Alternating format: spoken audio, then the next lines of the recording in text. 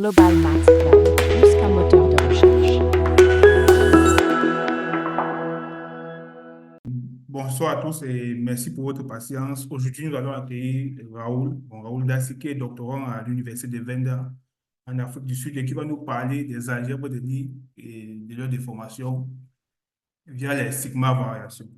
Merci encore Raoul pour d'avoir accepté notre invitation et désolé encore pour ce petit contretemps. Raoul, tu as la parole, tu peux commencer ton exposé.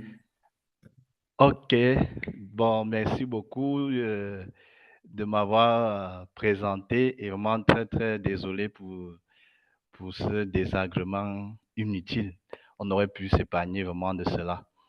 Je vais présenter les déformations des algèbres de Lie utilisant la sigma dérivation. Je suis donc effectivement étudiant doctorant à l'Université de Venda en Afrique du Sud. Voici un peu le highlight. Nous allons parler un peu de l'historique. Ensuite, nous allons parler des préliminaires sur les sigma-taux-dérivations. Ensuite, nous allons parler des crochets sur les sigma-dérivations. Ensuite, nous allons parler des structures Omli. Ensuite, nous allons parler des extensions des algèbres Omli. Ensuite, nous allons parler des algèbres de Wheeler-Q déformées. Et par la suite, nous allons parler de la déformation des algèbres de Viracero. Et ensuite, nous parlerons des algèbres SUL2 dans C, utilisant la sigma dérivation. Sans toutefois tarder, nous passons à l'historique.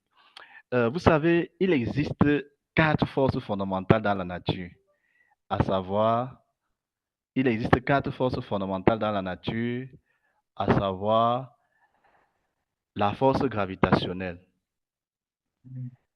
Raoul, une seconde. Une seconde. Oui.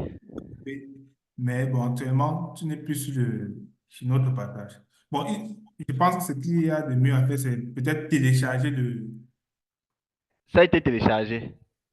Tu peux alors faire un partage d'écran, non un partage intégré, parce que là, tu as fait un partage intégré, ce qui fait qu'on voit absolument tout ton écran et lorsque tu bouges, lorsque tu bouges d'onglet, ça change d'écran.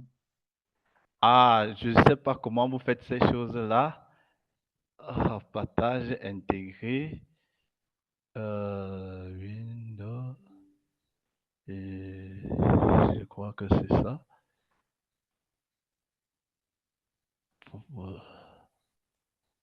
C'est bon maintenant. Allô? Allô? Oui, je pense que c'est bon maintenant. OK. OK. C'est bon, oui. OK. Comme je disais, il existe 4 forces fondamentales dans la nature. Il y a la force gravitationnelle, il y a l'interaction faible, l'interaction forte et la force électromagnétique. Alors, l'une des idées de la physique théorique, c'est de pouvoir réunir ces 4 forces fondamentales. Vous voyez? Pour pouvoir essayer de résoudre ce problème, les physiciens, qu'est-ce qu'ils font? Ils proposent ce qu'on appelle la théorie des cordes vibrantes. Vous voyez? Alors, sauf que cette corde-là, lorsqu'elle vibre, elle libère toutes les particules. Je dis bien toutes les particules, y compris une particule hypothétique qu'on recherche tous, ce qu'on appelle le graviton. Oui. Mais maintenant, le problème se trouve dans le problème qu'il y a là, c'est que sur cette corde-là, il y a ce qu'on appelle des anomalies. Par exemple, il y a des particules qui voyagent plus vite que la lumière, comme les tachons. Il y a même des particules qui ont des masses imaginaires. Alors, comment est-ce qu'on peut faire pour remédier donc à cela? Et ce n'est pas la plus pire des choses. La plus pire des choses, c'est qu'elle prévoit la dimension de notre espace à une dimension supérieure à la 4e dimension, 26 dimensions. Vous voyez? Donc, comment faire pour remédier à tous ces problèmes-là? Bon, c'est ce qu'on va essayer de voir, c'est ce qu'on va essayer de voir ici, dans les sigma déformations. Alors, les déformations infinitésimales ont fait leur preuve. Vous voyez, cette déformation infinitésimale ont fait leur preuve en ce sens que Maxime Konchevitch a démontré que sur toute variété de poissons, toute variété de poissons admet une déformation infinitésimale. Alors, à quoi devait donc servir, à quoi donc sert cette hypothèse de savoir que toute variété de poissons admet une déformation infinitésimale? Ceci sert beaucoup à quantifier, c'est-à-dire si on a un système classique, pour obtenir le système quantique, il suffit juste de déformer le système classique et on obtiendra un système quantique. Donc, la sigma déformation-ci va nous permettre de régler, on verra comment est-ce qu'en réglant ce problème-ci, parce que les physiciens ont parlé des sigma déformations avant même les mathématiciens, si ma littérature est bonne. Parce que, si vous vous rappelez, je vous ai dit que sur les cordes vibrantes, là, il y avait un souci, c'est qu'il y avait des particules fantômes. Alors, pour chasser ces particules fantômes, pour parler comme au quartier, alors, on était obligé de déformer la structure de lit qui était là. Et lorsqu'ils déformaient la structure de lit, ils ont mis un paramètre Q qu'on appelle le paramètre quantique. Et ça a permis donc d'enlever ces particules qui dérangeaient la théorie. Donc, c'est cette théorie-là qui a été théorisée par 3 mathématiciens et c'est cette théorie-là que je m'en vais comme ça vous exposer. Alors, les préliminaires sur les sigma-taux-dérivations. Alors, c'est quoi? Alors, les sigma-taux-dérivations sur une algèbre, c'est quoi? Lorsque nous avons une algèbre, une sigma-taux-dérivation, c'est juste une application linéaire qui vérifie la propriété 1. Et l'ensemble des sigma-taux-dérivations est noté par ceci. Alors, à la définition 2, on définit ce qu'on entend par sigma-dérivation. Une sigma-dérivation sur une algèbre n'est rien d'autre qu'une sigma-identité-dérivation. Et l'ensemble de tous les sigma-identité-dérivation est noté par cette quantité. Alors, un exemple de sigma-taux-dérivation. Si vous prenez 2 endomorphismes, alors la différence en réalité, si vous prenez 2 endomorphismes sigma et tau, alors la différence de sigma et tau est en fait une sigma-taux-dérivation. Quitte à ce que si les sigma et tau coïncident, alors ça donne ce qu'on appelle la sigma-taux-dérivation nulle.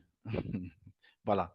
Alors, à l'exemple 2, c'est un peu un exemple qui sort de l'ordinaire, c'est-à-dire que sur une variété lisse, et si on prend un morphisme phi, une fonction lisse, alors en prenant l'algèbre des fonctions lisses, l'ensemble des phi star, phi star, l'ensemble des phi star dérivations, en réalité, ce n'est rien d'autre que les sections du fibré, du tiré en arrière de ce fibré, du fibré tangent de la variété M. À partir de là, vous voyez que cette notion, on l'amène déjà du côté des variétés. Mais ce n'est pas ce que nous allons faire ce soir.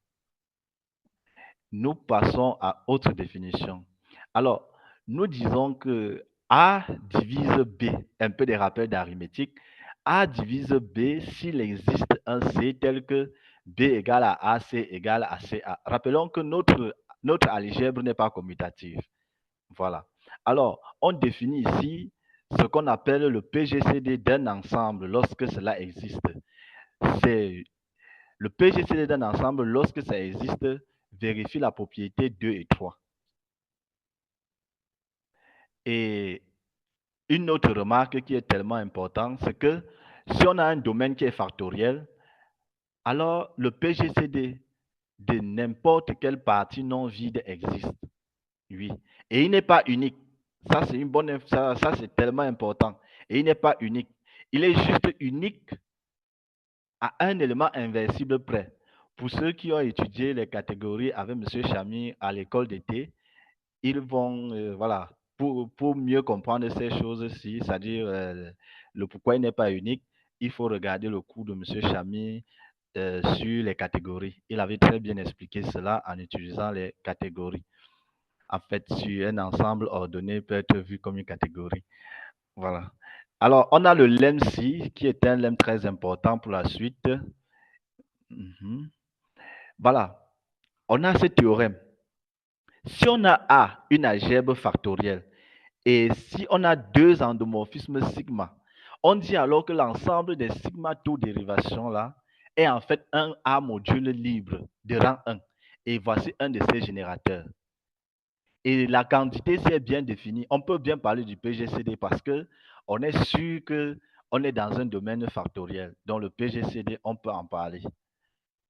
On passe par la suite, on passe ensuite sur les crochets sur les sigma dérivations. Alors, ça c'est juste le contexte des algèbres de Will. Alors, regarde, définition. Alors, ici, on définit ce qu'on entend par annulateur. Alors, l'annulateur, c'est quoi? L'annulateur d'une sigma dérivation, c'est juste l'ensemble défini par la relation 7. Alors, dans la suite de cette partie, on prend delta et cette quantité-ci, telle que la relation 8 et 9 soit vérifiée. Et on prend le module cyclique-ci, c'est-à-dire le module engendré par un élément. Oui. Et on a le théorème suivant. Alors, que dit ce théorème? Le théorème dit que le crochet défini par ceci. Le théorème dit, en fait, le crochet-ci, il est antisymétrique. Il vérifie la propriété, il est antisymétrique. Il vérifie la propriété 13 et il vérifie l'identité des jacobites déformées. Déformées par le paramètre delta et sigma. Et ceci, c'est une somme cyclique. Alors, autre définition de ce qu'on entend par algèbre de Will. Une A sigma delta algèbre de Will est une algèbre non associative dont le crochet vérifie la relation 15. Un exemple d'algèbre de Will, c'est que si on prend l'anneau des polynômes de Lorentz, c'est-à-dire cette algèbre-ci, c'est l'anneau des polynômes de Lorentz, on démontre qu'il est factoriel. Alors, le sigma ci, lorsque le sigma ci est égal à l'identité et que delta est égal à la dérivation, c'est-à-dire l'opérateur de dérivation qu'on connaît d'habitude, et en prenant le delta égal à 1, dans ce cas, le module, le A sigma delta, c'est en réalité toute la sigma dérivation définie sur ça, et le crochet est donné par la relation 16. Alors, si on suppose que le domaine est factoriel et que sigma est différent de l'identité, alors d'après le théorème 2, l'ensemble des sigma dérivations en réalité est un module cyclique engendré par delta. Oui. Et le G ici est bien défini. Et le delta c'est en réalité le sigma de G ici sur G. Alors, que se passe-t-il lorsque les deux endomorphismes, c'est-à-dire que lorsque les deux générateurs sont associés? Lorsque les deux générateurs sont associés et qu'on est dans un domaine associatif, qu'est-ce qui se passe? Alors, le module là, en réalité, c'est le FC est en fait inversible.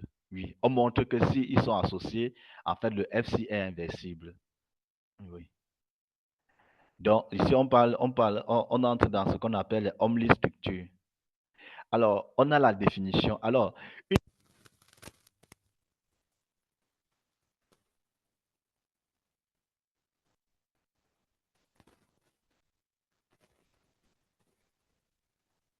Allô, Raoul, est-ce que tu nous entends? Parce que là, on ne t'entend plus.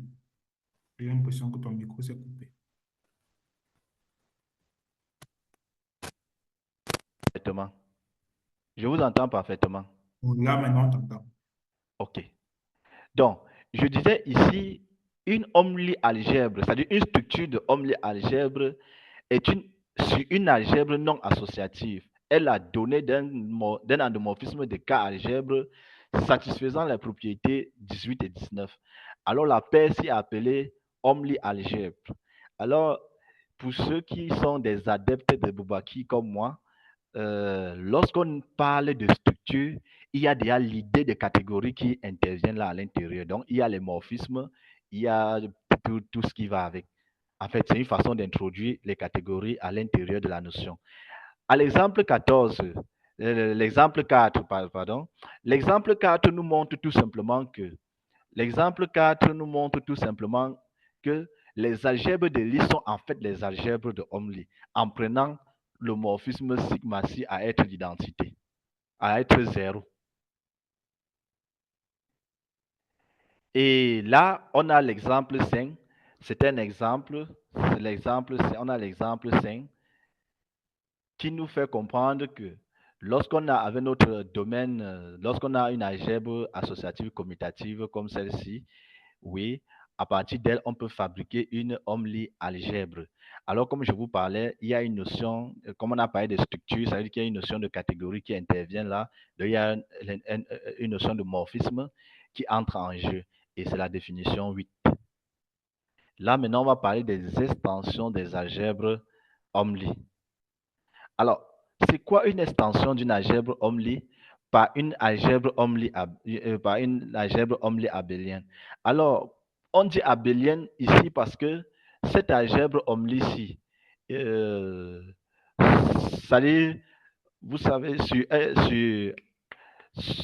on dit comment ça en français, sur un espace vectoriel, voilà, sur un espace vectoriel, il est possible de définir un crochet nul là-bas.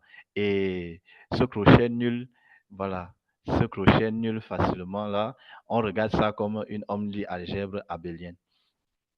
Et il vérifie ce diagramme-ci. Et ce couple-ci est une Homely algèbre. Et il est dit central si le I de AC, c'est-à-dire si le I de AC s'injecte dans le centre de l'algèbre LC, Z flèche C, Z chapeau. Ok, on a donc le théorème 4. Le théorème 4 nous dit que si nous avons une algèbre Homely et une autre algèbre Homely abélienne, il existe une extension centrale de cette algèbre-ci de cette algèbre Homely par cette autre algèbre Homely. C'est ce que ce théorème-ci dit. Alors, ici, on termine cette partie-ci par la définition 10. Une extension centrale d'une algèbre de Lie est dite triviale s'il existe une section telle que le GSI est égal à 0. Alors, c'est quoi le GSI? Le GSI, c'est, vous avez vu, c'est le il existe ici. Voilà, le il existe ici. Oui, c'est lui. Bon, ici, c'est une erreur de frappe. Ici, il n'y a pas le tilde ici. Il n'y a pas le tilde ici, c'est une erreur de frappe. OK. Donc, là, je passe maintenant à ce qu'on appelle les QI déformés des algèbres de Weyl. Alors, ici, ça, c'est le contexte. C'est-à-dire, on prend l'anneau des polynômes de Lorentz, on prend l'endomorphisme sigma à être QT. Et c'est effectivement un endomorphisme. Cette relation-ci nous montre que c'est un endomorphisme. Et on peut calculer le PGCD. C'est l'objet de la proposition 5. Alors, le PGCD, un PGCD est donné par ceci. C'est-à-dire, un PGCD, cette partie, c'est donné par ça. Alors, ici, on construit un générateur delta. Le générateur delta, si on peut le construire, c'est ceci. Voici notre générateur delta. C'est-à-dire, le module C est engendré par delta C. On note aussi que lorsque neta C est égal à 1 et que K est égal à 0, alors on retrouve, on a aussi un autre générateur. Alors, ici, on a le théorème, on a ce théorème-ci. Si on prend l'anneau des polynômes de Lorentz, ce théorème nous dit qu'en réalité, on définit sur ça une structure d'algèbre, déformée. Et on a cette relation-ci, cette relation de commutativité-ci, oui, on a aussi cette identité de Jacobi qui est une identité de Jacobi déformée. Les DN6 c'est défini comme ça. Le NQ6, c'est ce qu'on appelle le paramètre quantique déformé. Vous avez certainement entendu parler des gens qui parlent maintenant des dérivés fractionnaires et tout ça là. Oui. Donc, tout ça là, je me dis que ça vient du monde quantique, mais sinon, celui-ci particulièrement vient du nombre de la physique quantique. Et si vous remarquez bien, si vous faites tendre le paramètre quantique QC vers 1, vous obtenez exactement les entiers relatifs, parce que le NC est un entier relatif. Une déformation des algèbres de Virasoro. Alors, si nous prenons l'algèbre des polynômes de Lorentz, et nous prenons L à être l'ensemble des sigma dérivations sur cette algèbre-là, et on prend cette extension-ci, cette suite exacte, cette courte suite exacte-ci, on a le théorème suivant. On a ce théorème-ci. Alors, une extension centrale non triviale de dimension 1 de cette algèbre de Lie est donnée par ceci. Est donnée par cette algèbre-ci. Et on a les relations de commutativité ici. Oui, on a ces relations de commutativité ici. Le fait ici, pour nous, nous avons pris le C ici à être... le C ici, c'est le I de 1. Voilà, le I de 1. Oui. Donc, on montre donc qu'il existe une extension centrale de l'algèbre Omle-ci par cette algèbre abélienne-ci. C'est très important en physique. Alors, on entre dans la déformation de cette algèbre-ci utilisant la sigma dérivation. Alors, ici, on applique la représentation de cette algèbre-ci en termes d'opérateurs différentiels. Cette algèbre-ci est en fait une algèbre de Lie avec le crochet défini sur la base-ci. Alors, ceci est une représentation, c'est-à-dire le morphisme phi est en fait une représentation définie dans la base ici, est une représentation de l'algèbre-ci, dans l'anneau des polynômes de la variable t. Pour plus d'informations, il faut regarder l'article 3. Alors, ici, on prend alpha à être alpha tilde plus q identité. Alors, qui est une structure d'algèbre non associative sur l'algèbre SLC avec les relations, c'est-à-dire l'algèbre SC, il est défini par les relations de commutativité ici. Il y a ce qu'on appelle en algèbre, ce qu'on appelle les bases abstraites. Voilà. Donc, on a les relations de commutativité ici. Mais si vous observez bien, lorsque le paramètre c'est-à-dire que lorsque le QC tend vers 1, on obtient exactement les relations-ci. Donc, je pense que voici quelques références qui ont été utiles pour pouvoir concevoir cet exposé. On a là les éléments de Bourbaki. Comme je vous ai dit, je suis un fan de Bourbaki. On a aussi l'article principal qui a été écrit par Jonas Highway, Larson et Silvestro. Et on a la thèse de Altiger. Je vous remercie pour votre aimable attention. Ok, bon, merci Raoul pour ta présentation et pour ta belle présentation en tout cas. On va passer à la seconde phase qui est la phase des questions. Bon, vous avez qu'à lever la main et prendre la parole pour poser vos questions ou bien donner des suggestions.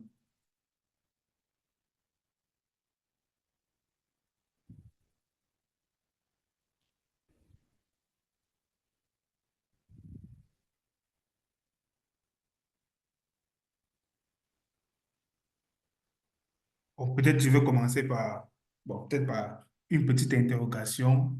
Bon, tu as parlé de ça au début de ton exposé. Tu as parlé des particules qui voyageaient plus vite que la lumière. Oui, Bon, c'est juste que le concept est un peu, bon, c'est peut-être un peu c'est étrange. Je ne connaissais pas. Bon, non, il y a des particules qui voyagent plus vite que la lumière. On les appelle les tachons. En fait, ils se retrouvent à l'état zéro, oui. Et ils ne sont pas les seuls. Ils sont en nombre infini. Voilà, ils sont en nombre infini. Il y a une infinité de particules comme ça. Alors, pour les enlever, il faut déformer l'accord. Il faut déformer le crochet de lit qui se trouve là. Oui. En déformant le crochet de lit qui se trouve là, on enlève cette anomalie-là. Ça nous permet d'enlever ces particules-là. On peut aussi parler des particules fantômes. Moi, je voulais un peu savoir ce que ça signifie être une particule fantôme. En fait, on les appelle les fantômes parce qu'ils sont des particules imaginaires. On ne les a jamais découvertes, mais elles se trouvent là. C'est le nom qu'on les a donné, les ghosts, les particules fantômes. On les appelle aussi les tachons. D'accord, moi, je note. Bon, ok, merci. Bon, je pense que je vais prendre les questions peut-être dans le chat. Je vais garder ma dernière question pour la fin. Il y a Samuel qui croit qu'il a levé la main en premier. Bon, Samuel, tu as la parole. Voilà, merci Steve pour la parole donnée. Merci Raoul pour ta présentation. J'espère que vous m'entendez. Moi aussi Très un bien. problème. Ok, super. Alors, je suis un peu intrigué hein, au niveau de la motivation de, de ceci, de ce travail. On parle de la déformation des algèbres de Lie via la sigma dérivation. Déjà, est-ce qu'on peut retrouver la dérivation habituelle qu'on connaît euh, à partir de cette sigma dérivation? Ça, c'est un. Maintenant, de deux, pourquoi aller, euh, pourquoi déformer ces algèbres de Lie en utilisant cette dérivation particulière? Est-ce qu'il y a quelque chose qu'on recherche? Euh, bon, maintenant, qu'est-ce qu'on a obtenu après la déformation? Oui, je pense, merci pour votre question, Monsieur Samuel. Et voilà. Je ne sais pas si vous voyez mon écran. Oui, oui, oui. Voilà. Monsieur Samuel, si vous prenez le sigma et le taux si à être l'identité, vous allez retrouver exactement ce qu'on appelle les dérivations. Donc, en fait, vous allez trouver exactement ce qu'on appelle les dérivations. Donc, les dérivations sont en réalité les identités, dérivations.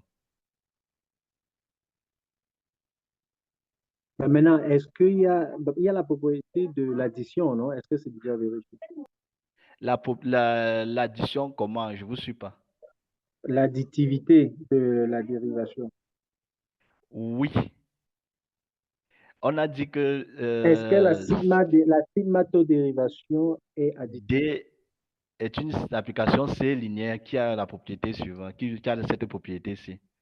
Ah, d'accord, c'est d'abord linéaire. OK. Bon, la deuxième question, je ne l'ai pas bien saisie. Si vous pouvez peut-être la reprendre, s'il vous plaît.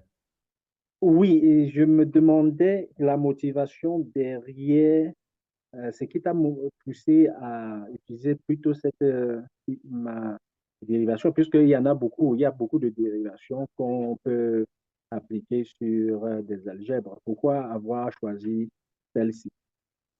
Bon, Et je pense après, que, qu'est-ce qu'on fait de façon concrète? ok. Déjà, pourquoi avoir choisi cette dérivation? Déjà, j'expliquais en amont que en physique, ils ont souvent il y avait un problème qui se posait en physique, c'est-à-dire comment enlever les tachons au niveau de la corde, comment enlever les particules fantômes au niveau de la corde. Vous voyez, les physiciens ont pensé que il fallait mettre un paramètre quantique. Si vous regardez bien les crochets sur les commutateurs, c'est-à-dire le crochet de AB, c'est AB moins BA. Maintenant, lorsqu'on met le paramètre quantique Q, qu'est-ce que ça devient? Ça devient AB moins Q BA. Et là, ça ne vérifie plus l'identité de Jacobi. Ça vérifie une autre type d'identité de Jacobi. C'est ce travail-là que les mathématiciens ont théorisé, vous voyez, pour pouvoir utiliser, pour parler de ce qu'on appelle donc les déformations des algèbres de Lie utilisant la sigma dérivation. Donc, c'est un problème qui vient du monde de la physique qui a été mathématisé.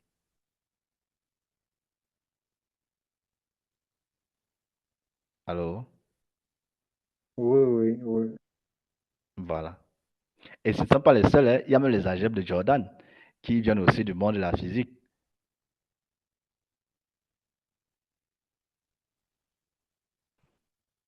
Ok, Je sais, alors, je sais pas si je réponds à votre question. Maintenant, à quoi... oui, Oui, et l'autre volet de la question, c'était de savoir pourquoi on fait tout ça.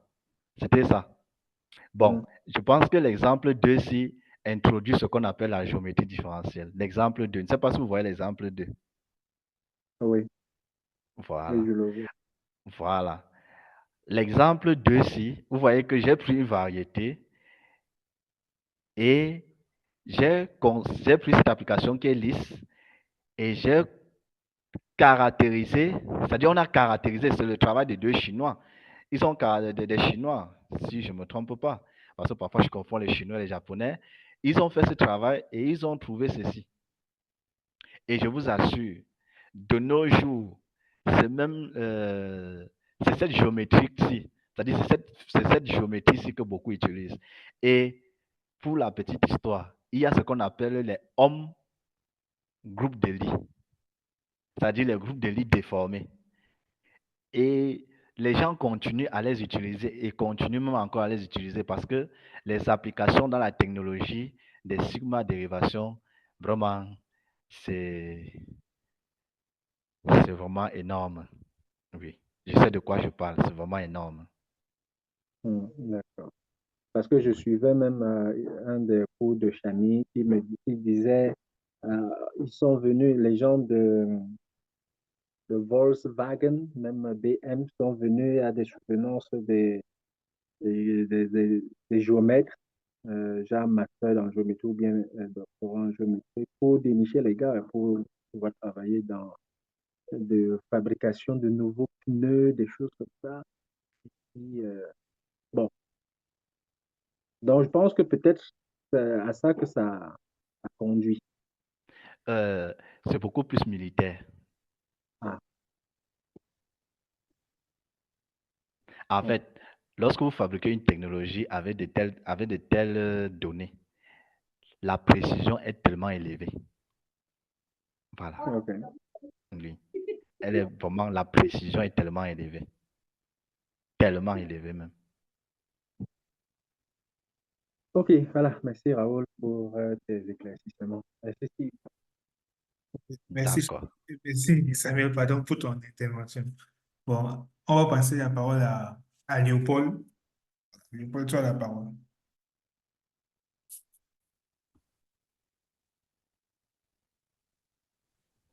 Moi, je ne suis pas Monsieur Leopold.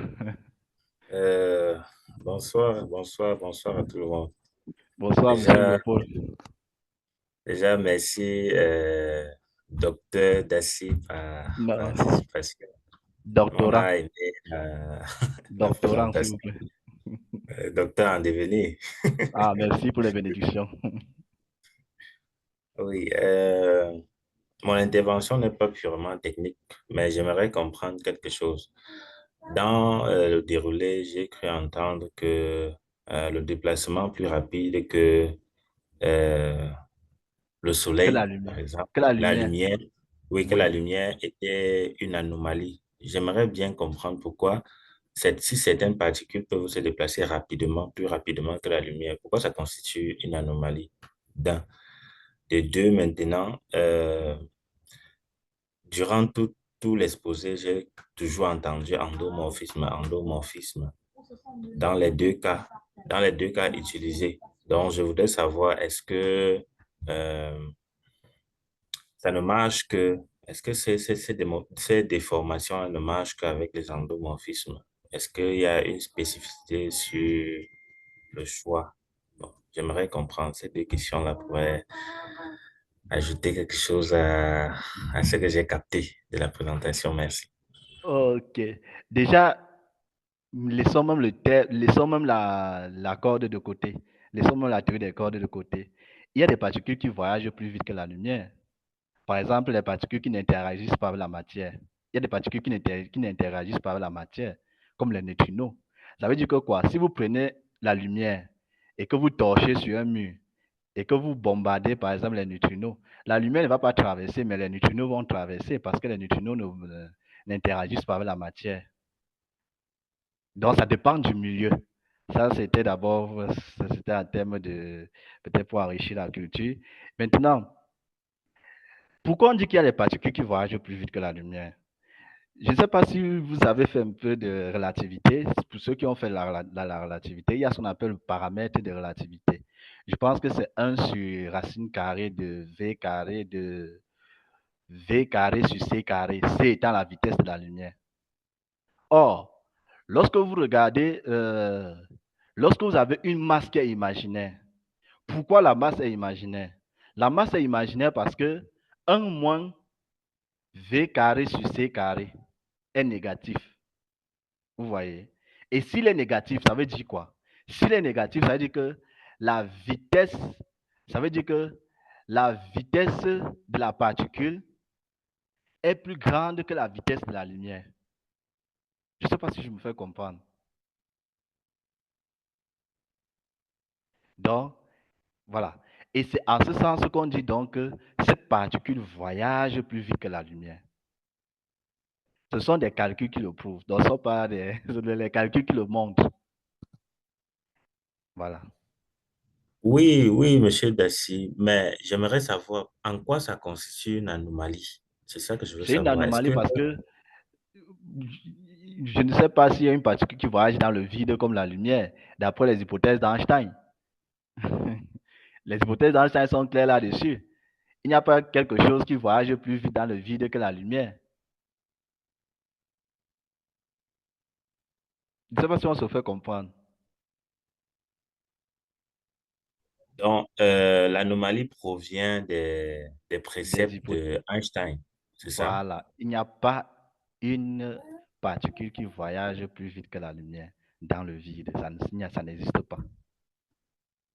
Mhm. Mais on a réussi quand même à trouver une particule qui voyage plus vite que la lumière. Et ça peut ne que venir de quoi? De la théorie qui n'est pas, disons, qui est instable. En fait, le modèle, pour ceux qui font la modélisation, ça peut être le modèle qui n'est pas bon. Et comment on peut faire pour ajuster le modèle? Vous voyez? Comment on peut faire pour ajuster le modèle pour que ça corresponde à la réalité? Et même jusque-là, on n'a pas toujours résolu ce problème. Parce que lorsque vous déformez même la corde, la dimension de la corde là, il tourne entre 20, je pense qu'il est entre 14, si je ne me trompe pas, entre 14 et 26. Hein? Oui, entre 14 et 26. Parce que la dimension se déforme aussi. Oui, et c'est entre 14 ou 26 comme ça, en entier. Oui. Et donc, si vous prenez le maximum, vous allez rendre compte que, bon, nous, on connaît qu'il y a 4 dimensions. Où sont donc passées les autres 22 dimensions? Là, personne ne peut expliquer ça. Et c'est ça même qui est aussi un problème ouvert en physique. C'est-à-dire, est-ce qu'on peut trouver des modèles qui permettent de rendre cohérente la physique des particules, qui peuvent nous permettre de réunir les 4 forces fondamentales qui existent dans la nature? Est-ce que c'est possible? Voilà.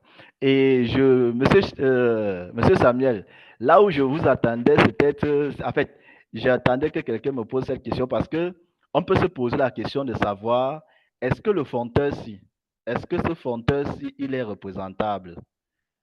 C'est-à-dire, voilà, si vous regardez par exemple celui-ci, l'ensemble, je suis où là?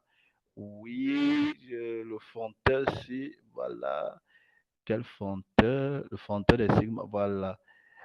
Ok. C'est-à-dire que lorsque le sigma est égal à tau si, est-ce que le fonteur C est représentable lorsque AC est une algèbre, par exemple, de Poisson, ou bien une algèbre de Lie-Renard? Bon, il y a des travaux qui ont été faits dans ce sens, et moi-même aussi, j'ai travaillé là-dessus. Le fonteur C, il est représentable lorsque l'endomorphisme, si je pense que lorsqu'il est, il doit être injective, subjective comme ça, mais moi, je suis venu montrer qu'on n'a pas besoin de la subjectivité ou bien de l'injectivité. On a juste besoin qu'il soit juste un morphisme. Et je n'ai jamais publié ce travail parce que j'avais déjà eu une bourse pour l'Afrique du Sud. Donc, j'ai laissé ce travail en suspension. J'ai travaillé sur ça avec le docteur Ngefak et le docteur Nimpa. On a essayé de regarder ce qui se passait là-bas. Bon, on n'a pas publié là, le papier, on n'a pas ni même le conservé. OK, alors, Raoul, quelle est la pertinence de la représentativité de ce fondateur pour Bon, ce cas? moi, la pertinence de ça, c'est que à partir de là, j'ai démontré que lorsque le foncteur là est représentable, il nous permet de créer des nouveaux algèbres de poissons qu'on appelle les algèbres de poissons purs. Oui, les hommes poissons purs. Oui, je pense bien, parce que ça fait longtemps quand même. On les appelle les hommes poissons purs, si j'ai bonne mémoire. Et j'ai pu quand même écrire, j'ai pu montrer que à partir de là, on peut obtenir, des bonnes choses. Oui. Donc, la représentativité de ce fonteur-là, il nous permet de créer des nouveaux algèbres aussi, d'avoir des nouveaux algèbres. Mhm. Allô? Oui, allô? Oui, ce que je reviens toujours sur ma question quand je demandais Les l'anomalie. endomorphismes. Bon, d'abord, l'anomalie du déplacement des autres particules par rapport à la lumière. Bon, je demandais ça parce que si on se base sur les théorèmes de Newton, Oui. oui, est-ce que le théorème de Newton est un théorème qui est vrai en tout moment, en toute époque? Est-ce qu'il n'y a, pourrait y pas avoir peut-être certaines limites qui peuvent être théorisées je ne sais pas, pour baliser certains trucs, peut-être certains aspects que Newton n'a pas pris en compte? Parce que dire que c'est anormal juste parce que le théorème de Newton l'a dit plus avant, je me dis que c'est un peu comment je vais dire, c'est un peu fermer la pensée ou bien la recherche dans une boîte, quoi. Euh, je prends, je prends Monsieur Chamy j'aime bien Monsieur Chamy, Monsieur Samuel à témoin. Euh, il y a des anomalies en physique. Par exemple, l'une des anomalies, je pense que c'est la somme harmonique qui converge. Je pense que c'est l'une des anomalies. C'est-à-dire, on a une somme harmonique là qui converge. Je ne sais pas si, peut-être Monsieur Samuel pourra nous éclaircir là-dessus parce que je le vois de temps en temps faire un peu les cours d'analyse là. Bon, donc, ce sont des anomalies, contrairement à ce qu'on connaît. Vous voyez un peu. C'est un peu comme si vous rencontrez un humain qui a 4 pattes, qui a peut-être 3 pattes, qui a 3 pieds ou 5 pieds. Vous voyez, c'est une anomalie. Maintenant, il faut se poser la question, est-ce que tu n'aimes pas, par exemple, ta vue qui est mauvaise?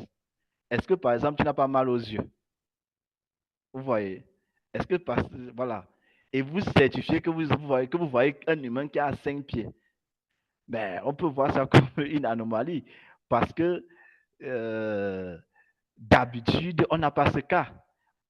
Ou bien, si je veux me parler scientifiquement, en réalité, ça contredit une hypothèse de Einstein, c'est-à-dire que la lumière, il n'y a pas quelque chose qui voyage plus vite que la lumière dans le vide. C'est-à-dire qu'il n'y a pas quelque chose qui voyage plus vite que la lumière dans le vide. Vraiment, il n'y en a pas. Et ça, c'est une hypothèse qui est fondamentale. Sinon, toute la relativité et tout ça n'aura pas de sens. Ça n'aurait pas de sens, du moins. Vraiment, c'est que la relativité n'a pas de sens. Oui. Parce que ça implique qu'il y a des masses imaginaires. C'est-à-dire que des masses qui sont des imaginaires purs, vous imaginez. C'est-à-dire des masses qui sont, par exemple, -2i. Qu'est-ce qu'on fait avec? Est-ce que ça existe dans la réalité? Une masse qui est égale à -2i ou 2i. Ça n'existe pas. Je ne sais pas si on se comprend un peu. On sait que la masse est toujours strictement positive. Ou bien, voilà, ou bien positive, parce qu'il peut avoir masse nulle, ça veut dire qu'on n'a rien, quoi. Oui, si on peut regarder ça comme ça, philosophiquement comme ça. Mais lorsqu'on a une masse qui devient négative, qui peut être imaginaire, puis là, c'est un problème. Je ne sais pas si vous voyez un peu, vous comprenez un peu le problème. Oui, monsieur Dassi, j'ai compris, j'ai capté quelque chose de votre réponse. Bon, Voilà. maintenant, j'aimerais savoir par rapport aux endomorphismes, est-ce que ça ne marche que dans les applications dans eux-mêmes ou bien est-ce qu'il y a une spécificité sur le choix? Bon, déjà, il y a une spécificité sur le choix pour la bonne définition. Regardez un peu ceci. Déjà, pour la bonne définition, Regardez ceci. Vous voyez ça, on part, c'est-à-dire que un endomorphisme de L dans L. Pourquoi? Parce que le crochet d'arrivée, les éléments d'arrivée doivent être toujours dans L. Je ne sais pas si on se comprend. Ils doivent toujours être dans L. Et ils doivent être des morphismes de cas algèbre. Or, les morphismes de cas algèbre qui partent de lui-même dans lui-même, on les appelle les endomorphismes de cas algèbre. Lorsque L est une cas algèbre.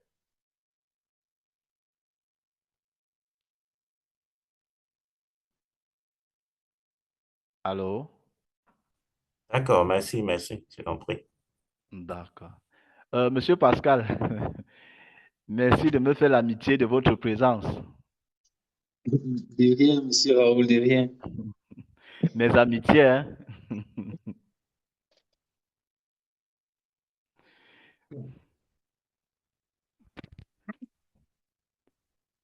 Hum, bon, moi, j'ai une interrogation. Bon, je reviens Oui. un peu sur ce que Léopold disait tout à l'heure. Bon, est-ce que, bon, je prends par exemple, bon, je vais essayer de prendre le cas que tu disais tout à l'heure, que si on voit une humain, par exemple, qui a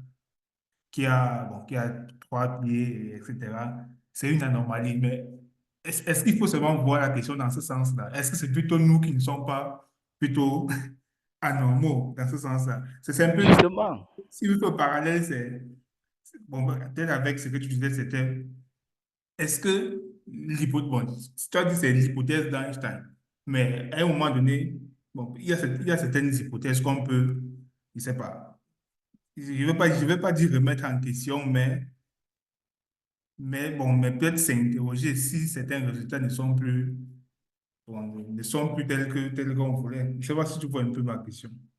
ok. Là, je serai obligé de parler sous le contrôle de M. Chamier parce que je l'ai vu étudier les algèbres avec beaucoup d'amour. Euh, je pense que si vous prenez par exemple une théorie et que vous fabriquez un modèle pour cette théorie, Mhm. non, automatiquement, la théorie n'a pas de problème. Vous voyez un peu. Mhm. Maintenant, si vous voulez démontrer que la théorie là, ne marche pas, non, vous créez une autre théorie. Ça devient une autre théorie.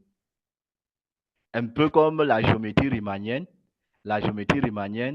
qui proviennent d'une sorte de vision de la géométrie euclidienne. Parce qu'on voulait démontrer que les axiomes d'Euclide, en fait, qu'il y avait un problème. Mais on n'a pas pu. C'est ça qui a généré autre chose que ce qui était là. Voilà. Mais ça, ce sont des questions pertinentes qu'il faut se poser. C'est-à-dire que, est-ce que ce n'est pas celui qui voit le type qui a ses 4 pieds là comme, est-ce que ce n'est pas lui qui a mal aux yeux? Ou bien est-ce que c'est une réalité? Et si c'est une réalité, est-ce qu'il ne faut pas est-ce qu'il faut pas se déplacer dans son monde? Vous comprenez la théorie des mondes parallèles?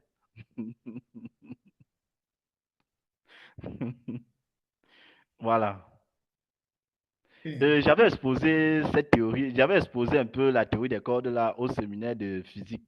On a longuement discuté avec les physiciens là-bas, avec les professeurs au labo de mécanique de Yaoundé 1 là. On a un peu essayé de discuter un peu avec les enseignants de là. Ok. Bon, j'ai peut-être une question, une dernière question pour moi. Et bon, je ne sais pas si tu vas forcément avoir la réponse, mais bon, c'est par exemple le côté dimensionnel. Tu as dit tout à l'heure que bon, nous sommes d'accord, on perçoit bien, on voit 4 dimensions. Mais comment est-ce qu'on arrive à estimer, je ne sais pas, la dimension de la corde à, je sais pas, à 26? Comment est-ce qu'il y a un calcul qui montre ça ou bien c'est une perception, je ne sais pas trop. Comment est-ce qu'on arrive à estimer? Euh, ok. En fait, ce n'est pas une estimation. Et il faut faire attention. C'est une corde, je pense que la corde là est une corde bosonique. C'est même une corde bosonique. Voilà, ce sont les bosons. Voilà. Et vous voyez, le problème, c'est que, regardez un peu, lorsque vous prenez par exemple un carré et que vous faites tourner le carré, vous voyez que quand vous faites tourner le carré, ça n'engendre pas ça engendre une surface, mais cette surface n'est plus dans R2. Il faut pour le décrire, il faut 3 coordonnées. Vous voyez, il faut 3 coordonnées. Alors, on part de ce fait que lorsque la corde bouge, vous voyez un peu, lorsque la corde bouge, elle se plonge dans un espace de dimension RD qu'on ne connaît pas. C'est-à-dire qu'on ne connaît pas D.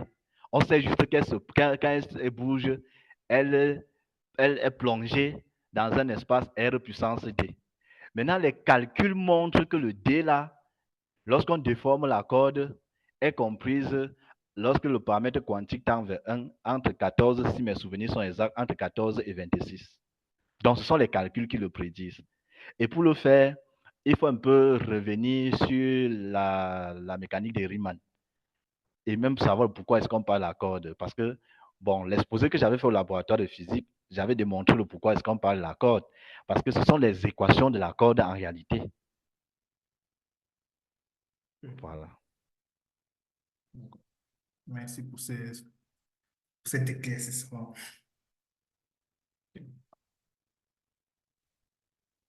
Et je ne sais pas s'il y a d'autres, s'il y a encore des questions, des suggestions et tout. Je vois aussi Solange qui est là, avec Doliciane, qui ça fait longtemps, je n'ai pas vu. Mais vraiment, mes amitiés aussi à vous. Hein?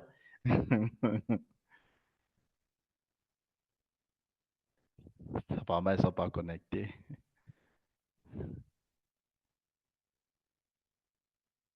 C'est tellement bon. Peut-être. Non, monsieur Nassi, bonsoir, bonsoir, je suis connectée. Ça fait longtemps, ça me fait plaisir de me retrouver encore ici ce soir. Bon, je pense que ça fait plus de 4 mois que je n'ai pas pu assister. Donc, ça fait un brillant exposé. Je profite pour saluer Samuel, Gabi, Léopold, Luciane, Patrick, Algie, et le coordonnateur, et Pascal aussi. Merci. Meilleures salutations à vous. OK.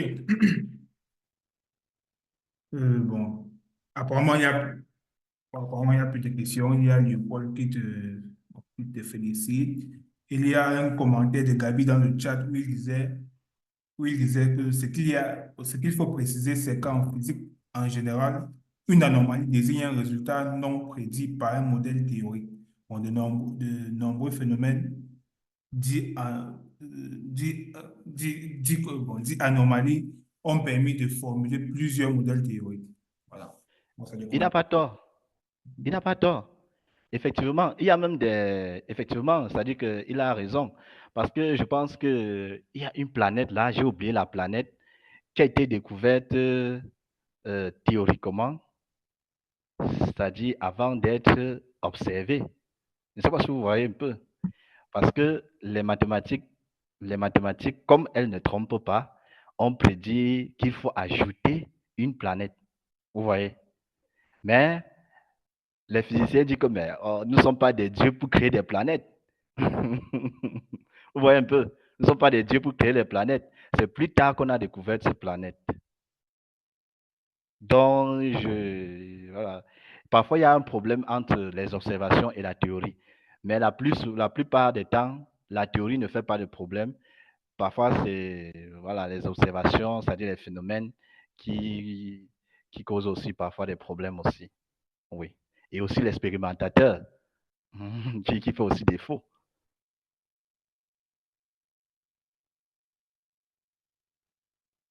Et c'est le cas des neutrinos aussi, hein?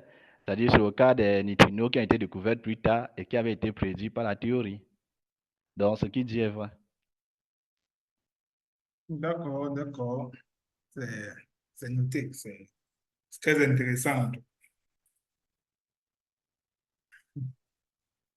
Bon.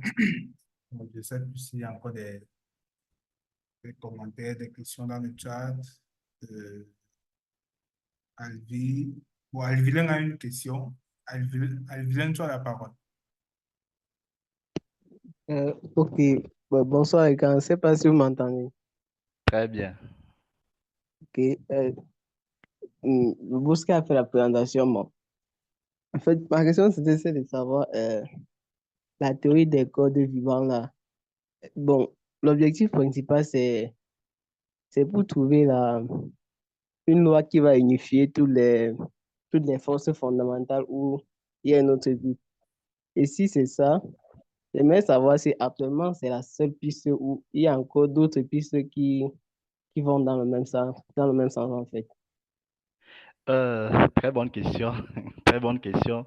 Merci beaucoup, Alvin, pour votre brillante question. En fait, je ne sais pas si quelqu'un a déjà joué au piano. Je ne sais pas si d'autres. Je pense quand même que vous avez au moins joué au piano ou bien vu des gens jouer au piano. Oui. Ouais. Et même la guitare, prenons la guitare même. Je pense que la guitare se joue avec 6 cordes. Je pense que c'est 6 cordes. Si je me trompe, rectifiez-moi, hein. C'est 6 cordes, si je ne me trompe pas. Bon, on va. Voilà. Voilà. Donc, supposons que c'est 6 cordes, parce que moi, je ne m'y connais pas en instrumental. Alors, avec ces 6 cordes, on réussit à jouer presque toutes les musiques. Je ne sais pas si vous comprenez un peu. Avec ces 6 cordes, on réussit à jouer presque toutes les musiques. C'est la même chose avec la théorie des cordes. Lorsque la corde vibre, elle libère toutes les particules qu'on connaît. En fait, toutes les particules. Ça, c'est ce que cette théorie prédit. C'est-à-dire que lorsque la corde vibre, elle libère toutes les particules, y compris la particule que nous on recherchait, c'est-à-dire le graviton. Parce que le graviton permet de relier, c'est-à-dire il y a interaction entre la force électromagnétique et la force gravitationnelle via l'échange du graviton. Or, personne n'a jamais découvert le graviton. Toutes les autres forces fondamentales ont été reliées entre elles. Mais la force électromagnétique et la force gravitationnelle n'ont pas été reliées. Alors, on suppose qu'on peut les relier. En fait, ils peuvent interagir grâce à l'échange du photon, du graviton. Vous voyez? Or, personne n'a jamais découvert le graviton. Alors, est-ce qu'il existe des hypothèses qui peuvent nous permettre de déduire l'existence du graviton? Un peu comme, par exemple, lorsqu'on veut tuer la convergence, on dit qu'on a affaire à un espace qui est complet. Toute suite de Cauchy converge, mais vers quelle limite? Donc, ça veut dire que si on a une suite qui est une suite de Cauchy, donc si on veut montrer qu'une suite converge, il suffit de la plonger dans un espace qui est complet et que montrer que cette suite est de Cauchy. Même si on ne connaît pas la limite, ce n'est pas un problème. C'est pas un problème. On sait qu'elle converge. Voilà. C'est un peu la même chose avec la théorie des cordes. Avec la théorie des cordes. Parce que lorsque la corde vibre, elle libère toutes les particules, y compris le graviton. C'est en ce sens qu'on a pris dans le graviton. Mais cette théorie des cordes-là, elle n'est pas aussi complète. De temps en temps, elle présente, pas de temps en temps, elle présente des anomalies, elle aussi. Et je vous ai dit que cette théorie des cordes sur laquelle moi j'avais particulièrement eu à travailler, c'était les cordes bosoniques. Et je pense qu'elle était même ouverte à l'époque. Bon, là, à l'époque, ça fait longtemps. Moi, j'ai pu travailler j'ai pu vraiment regarder ces choses-là. Oui.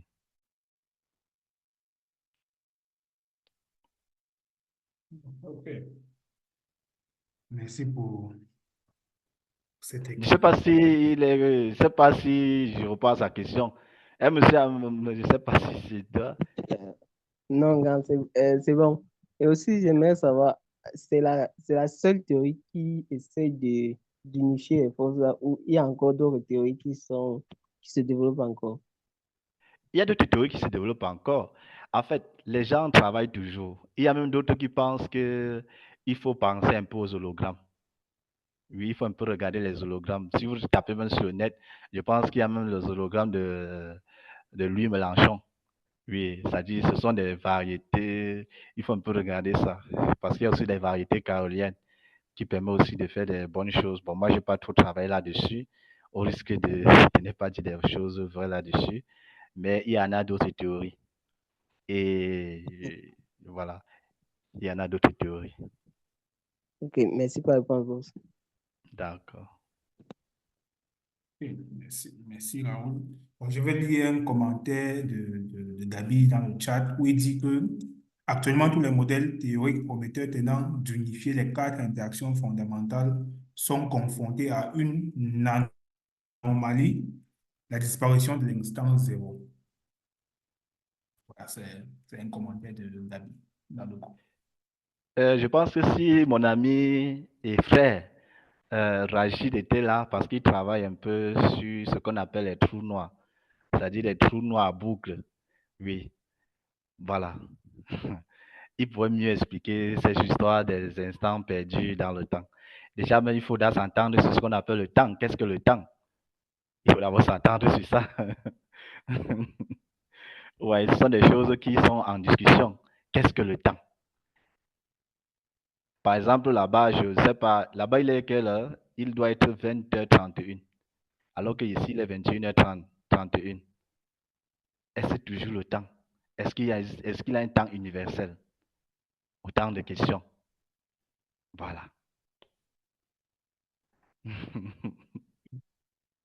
Donc, c'est vrai que toutes ces interrogations, vraiment, parfois ça trouble, c'est parfois troublant. C'est- Parfois, on se dit peut-être mieux vaut ne pas se poser la question, mais Non, je pense que c'est le prof Adam Atangana qui tient le bon bout. C'est-à-dire, lui, qu'est-ce qu'il pense? Lui pense que pour faire les mathématiques, il faut d'abord commencer par chercher Dieu. Je sais pas si vous voyez un peu. Ça, c'est sa conception. C'est-à-dire, il faut être un bon chrétien et ensuite venir faire les maths. Je ne sais pas si vous comprenez. Parce que il y aura certaines modélisations ou bien certaines choses que tu ne peux que comprendre que par la foi.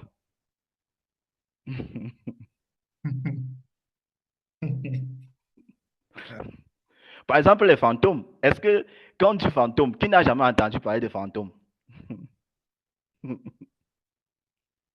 Voilà. Donc, je pense que voilà, pour ne pas s'égarer trop, il faut être un bon chrétien et venir faire les maths par la suite. Et si vous écoutez même ces prises de parole, même en public, il ne manque pas de laisser un verset biblique. Je pense qu'il y a lui, il y a le prof Bele Bedima. Oui, ce sont des gens qui pensent que pour comprendre les mathématiques, il faut, euh, il faut être un chrétien. D'ailleurs même, il y a un article de, je pense, il y a un monsieur là il fait philosophie des sciences. Oui, il a démontré que je ne sais pas si je mets encore son livre là. Sinon, je vais balancer ça dans le groupe de Global Mal Club. Oui. C'est-à-dire, il démontre que la plupart des scientifiques qui sont devenus fous, c'est parce qu'ils cherchaient à comprendre Dieu. Je ne sais pas si vous comprenez, en dehors de Dieu. Exemple, le professeur Einstein, le professeur Grothendieck. Vous voyez? Parce qu'à à un moment donné de l'abstraction, tu entres dans un monde qu'on appelle le monde platonique, c'est-à-dire le monde des idées vraies. Et dans ce monde, tout est cohérent. Là-bas se trouvent les droites, les rectangles. Mais dans ce monde-ci, qui est un monde d'imperfection, on ne peut pas retrouver les lignes droites. Je ne sais pas si vous comprenez ça. Voilà, parce que personne n'a jamais tracé des lignes droites, dû au défaut que le crayon a de l'épaisseur, même si elle est négligeable, mais il y a de l'épaisseur. Or, la droite n'a pas d'épaisseur. Vous voyez un peu. Donc, ça devient vraiment de la métaphysique. Et pour raisonner sur ça, il faut un peu sortir. Je ne sais pas si vous comprenez. Il faut avoir la foi. Voilà. Ça veut dire quoi? La dimension 1 n'existe pas, alors. Ça existe dans le monde platonique, mais vous ne pouvez pas tracer une droite. C'est ce que je suis en train de dire. C'est-à-dire qu'il y a ce qu'on appelle le monde de Platon et le monde, c'est-à-dire le monde des idées. Vous voyez un peu. Et le monde des ombres, des apparences, un peu comme sa caverne, sa célèbre caverne où des gens prennent des apparences pour de la réalité. Ouais. Parce que peu importe la droite, on trace à une épaisseur. Très bien.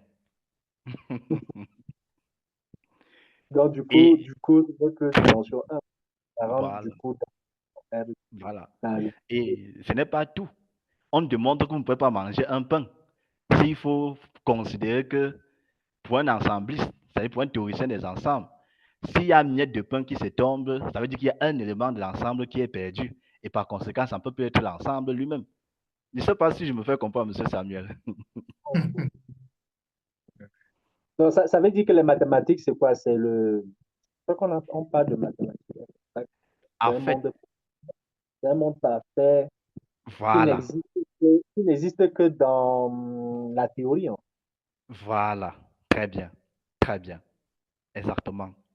C'est un monde, en fait, la mathématique est une science exacte, disons-le comme ça.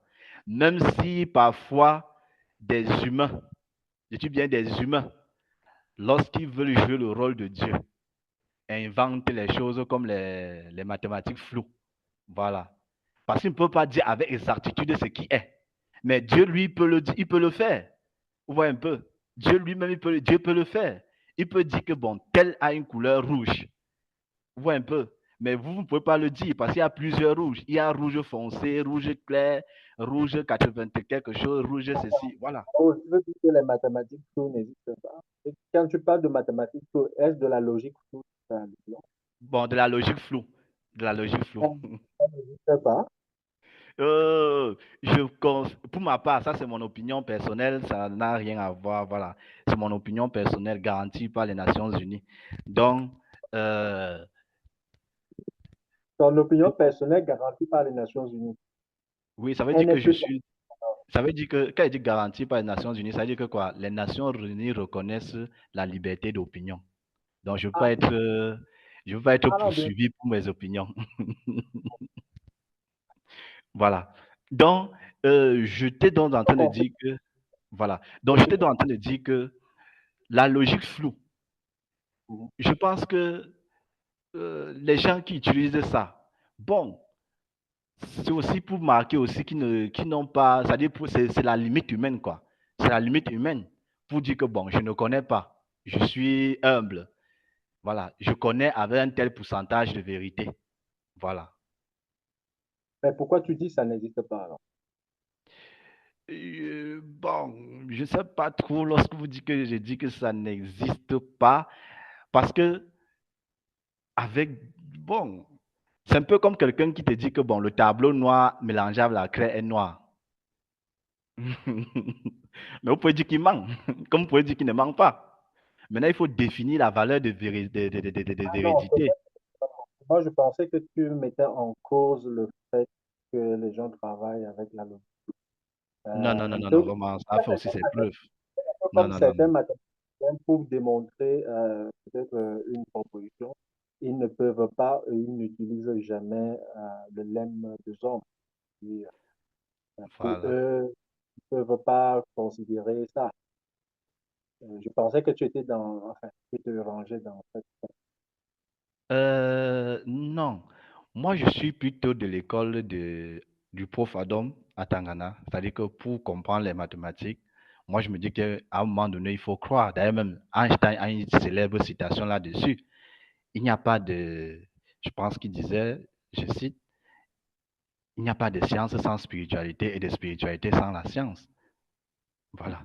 Les deux marchent de pair. Et nous connaissons tous, et nous connaissons tous ce qui est arrivé à notre cher ami Galilée. Voilà. Qu'on a tué injustement. Non, on n'a pas tué. Bon, il a juste renoncé il a juste renoncé à ses convictions pour l'Église. Et puis le pape a remis ses droits, je pense que dans les années 2000 comme ça, le pape a reconnu qu'il avait effectivement raison. Pourquoi? Et celui qui parlait des anomalies, ça entre toujours dans l'anomalie. Pourquoi? Parce que l'Église raisonne en disant ceci. Dieu nous a créés et nous a mis au centre du monde. Je ne sais pas si vous comprenez un peu. Si Dieu nous a créés et qu'il nous a mis au centre du monde, ça veut dire que la Terre est dans le centre du monde, puisque nous sommes sur Terre.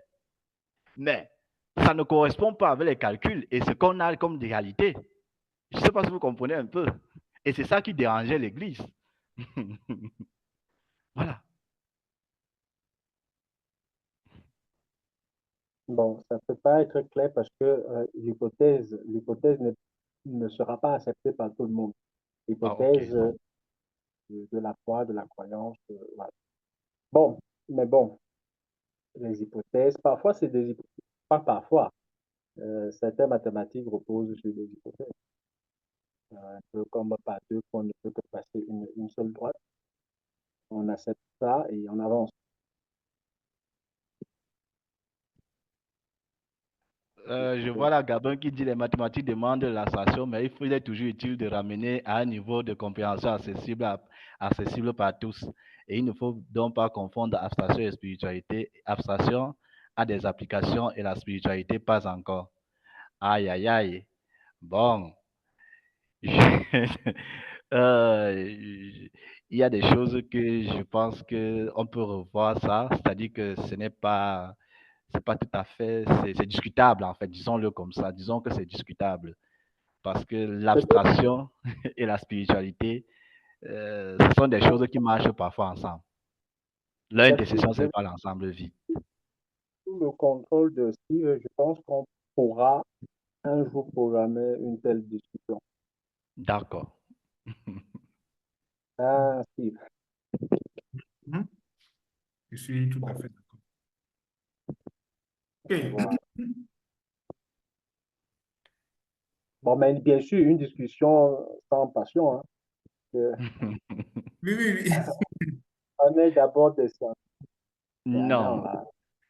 surtout que nous sommes des scientifiques et un scientifique parle avec soit l'article, soit une référence. Voilà. Oui, oui, mais c'est pour ça que moi je dis qu'il va falloir qu'on fasse cette programmation. Parce que cette D'accord. fois-là, les références vont aller dans tous les sens. Les références ne seront pas forcément scientifiques à ce moment-là. Il n'y a pas de souci. Voilà. OK. C'est une très bonne idée en tout cas. Ça va permettre à ceux, par exemple, qui ne prennent pas, par exemple, Dieu comme, qui ne considèrent pas tout ça, de s'exprimer librement. Ouais, ouais. OK. De toute façon, on est condamné à vivre ensemble. Peu importe ton côté, que tu crois ou tu ne crois pas, on vit ensemble. Et on va forcément faire des choses ensemble. Voilà. Exactement. Exactement. Exactement. C'est exactement ça en tout cas. Voilà. Bon, peut-être je vais clôturer pour mettre fin à l'enregistrement. Bon. Bon, merci beaucoup Raoul pour cette excellente présentation et merci à vous tous pour d'avoir participé, d'avoir contribué à ce que la présentation soit très bonne en tout cas. Et nous vous disons juste à très bientôt pour notre, pour une nouvelle session, pour une nouvelle présentation à notre café scientifique bi-hebdomadaire. Bon, merci encore Raoul d'avoir accepté notre invitation et nous vous disons à bientôt. D'accord, merci à tous.